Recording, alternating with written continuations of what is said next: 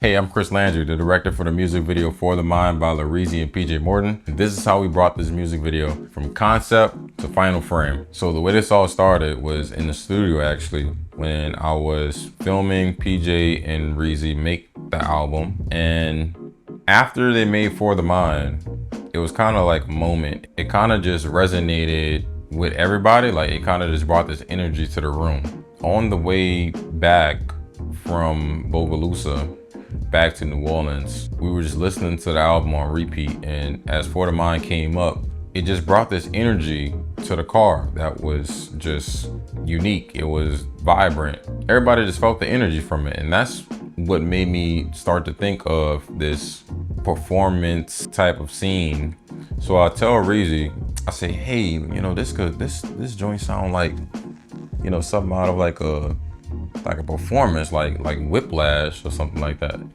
And he agreed, and he was like, yeah, this could be like that Andre 3000 Hey Yeah video where it was like turning up with, the green and white aesthetic in the background and stuff like that. And we were just talking about it, but it wasn't until I think probably about a week later when we sat down, had a meeting to go over different concepts and different ideas for each one of these songs on a new album. In this meeting, we were listening to the track back to back to back. And that was kind of when the idea came about of how can we bring this energy that we felt whenever the song was being made to a visual, but we also wanted to relate to the core theme of the album, which is titled Part of Me, I'm Different. Basically saying, hey, it's okay to be different. Embrace who you are, don't be afraid to stand out. And we're like, okay, how can we bring that overall theme into this video with this upbeat song, with this high tempo, just chaotic song, and make it relate? So that's how this whole jazz club meets high energy hip hop video came about.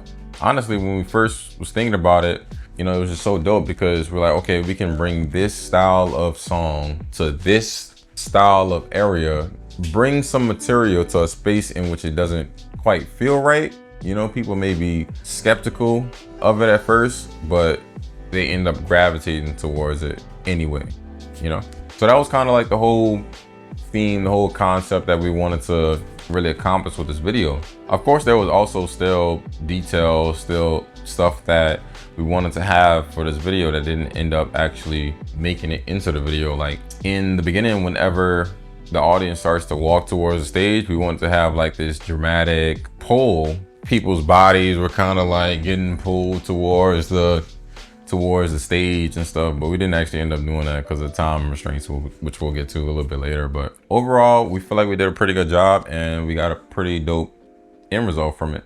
Casting was one of those things where I knew I wanted to take this part a little bit serious because I knew we were investing a lot of time in the pre-production side to this project. And I wanted to have the right people in the right places, right? And most importantly, I wanted to have people that were going to be comfortable in these roles to be able to fulfill the needs of this video. One thing I learned in filmmaking is that there's no small roles, right? All it takes is one person to have 1 second on screen to take you out of the story. So I wanted to really focus on making sure that we had a solid foundation cast-wise in order to carry us through. So like our host is actually a local New Orleans comedian named Troy Duchesne. Mr. Bruno is another local New Orleans artist named Big Fave.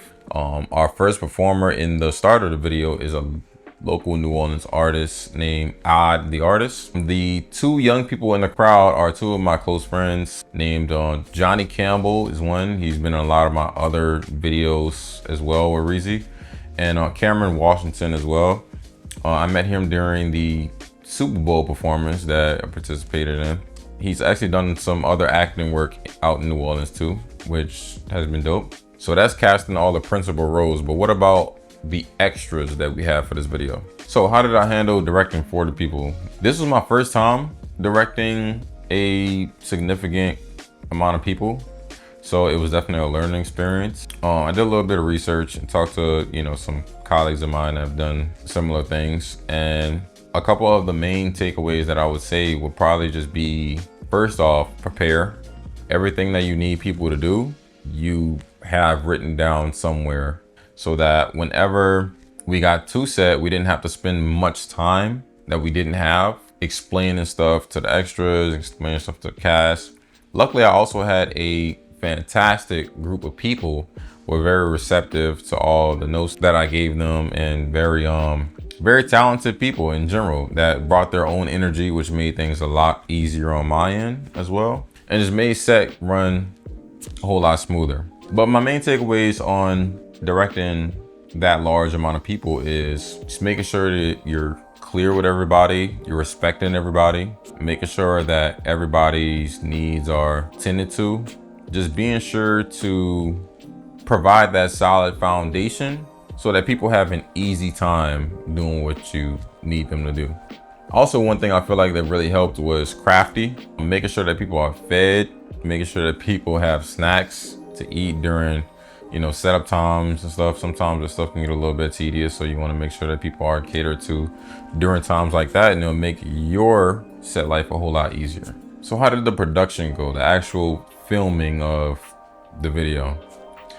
Production went really well, actually. We had a pretty limited amount of time. We had under like 12 hours to accomplish everything. So in that amount of time, we had to make sure that we were moving fast, first and foremost, and we had to make sure that we were being effective. Once again, luckily, I had an amazing group of people that were able to help me out and help guide me to the look that we really wanted to accomplish. I had my DP Cam Gordon, which really saved us a lot of time. He had his Easy Rig, which allowed us to get, a lot of our shots a lot quicker. And he's just, really skilled, you know what I mean? It goes to the importance of finding the most skilled people that you can work with and just doing your best to, just work with people, So, I mean, the only way that we're gonna grow as creatives is to help each other up. But no matter what team you have, pre-production is always going to be important whenever you're working on a limited time frame, because whenever you get to set and you don't have the time, what you need is the plan. So our pre-production for this video was pretty thorough. I try to be as thorough as possible with it, locking any sort of logistical details that we might have needed as well. But yeah, it's really things like writing a script. It's really things like making the shot list and stuff like that. It's always good to not take on all of that stuff yourself. I try not to. I have to take on some things inevitably, but getting other people's eyes, is very important. Getting other people's input, just being like, hey, does this shot work? I want this shot to come in the middle here, and we're gonna fit this here, and making sure that you're getting input on that stuff. But not only are you getting input, but it's also making sure that everybody's gonna be on the same page whenever you get to set, so that if you need to adjust, you might be able to go to, this person who you didn't work through this scene with, and be able to adjust. I know that helped out a lot with just when me and Cam were working, just being on the same page a lot really makes things easier, and it makes set run a lot faster. And also things like location scouting, right?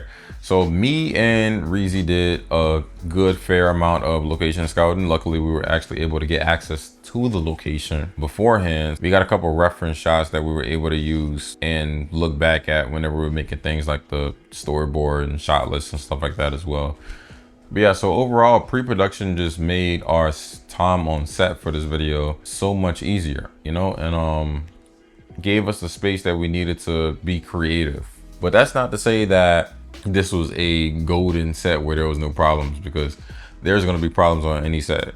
So I think a couple of our problems on this set, we had some issues with this one window we couldn't block off, because we actually shot this entire video during the daytime, even though the video is technically at night inside of a jazz nightclub. We still had to shoot during the daytime, so we taped blackout curtains to all of the windows inside of the venue.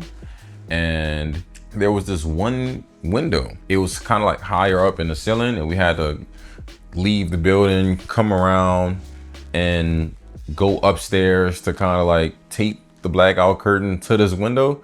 And it was so windy outside that the blackout curtain kept coming down. Yeah, and it was bad because it was this huge light leak that kept coming into set, and we struggled with that for the first day for sure. Running back up, stopping set, and it just, you know, it hindered us a lot of time. But the second day we made up for it with this pro tip that I'm about to give out to y'all. So a lot of times filmmakers use black trash bags to actually block out light, kill, you know, light spills and stuff like that. And it works pretty well, it does. But one thing that I found that works a little bit better, at least for me, will probably be contractor bags. I think work a little bit better.